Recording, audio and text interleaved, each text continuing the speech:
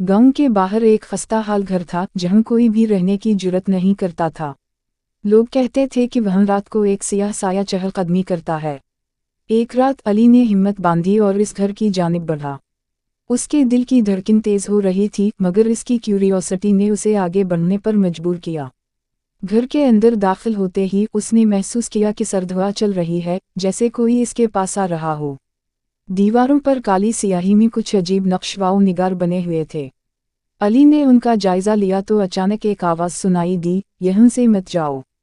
अली ने पीछे मुड़कर देखा, मगर वहाँ कोई नहीं था। इसका दिल खौफ से धड़क रहा था। वो कमरे के एक कोने में जाकर बैठ गया और सोचने लगा कि क्या ये सब इसका वहम था या वाकई कुछ है। फिर अचानक दरवाज़ा खुद बंद हो गया। साया अब उसके करीब आ रहा था। अली ने जल्दी से बाहर निकलने की कोशिश की, लेकिन दरवाज़ा लॉक हो चुका था। वो खौफज़दा होकर कोने में दबक गया। साया इसके सामने आया और इसकी आँखें चमक रही थीं। तुम यहाँ क्यों आए हो?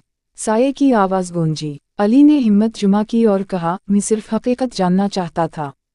हकीकत? साया मुस्कुरा कर बोला, यहाँ आने वालों की कोई हकीकत नहीं रहती। अली ने महसूस किया कि वो सिर्फ एक चेहरा नहीं, बल्कि कई रूहों का मजमुआ है जो इस घर में कैद हैं। वो जानता था कि उसे इस जगह से निकलना है, वरना वो भी उनकी तरह हमेशा के लिए यहाँ फंस जाएगा।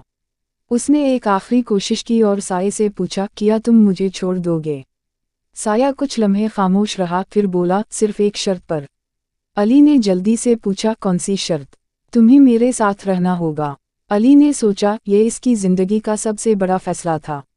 लेकिन वो जानता था कि ये एक ख़तरनाक सौदा है। इसने फैसला किया कि वो ना तो खौफ से हार मानेगा और ना ही साये के जाल में फंसेगा। आखिरकार अली ने एक जुमला कहा, मैं तुम्हें खौफज़दा नहीं होने दूंगा। अचानक साया गायब हो गया और दरवाज़ा खुल गया।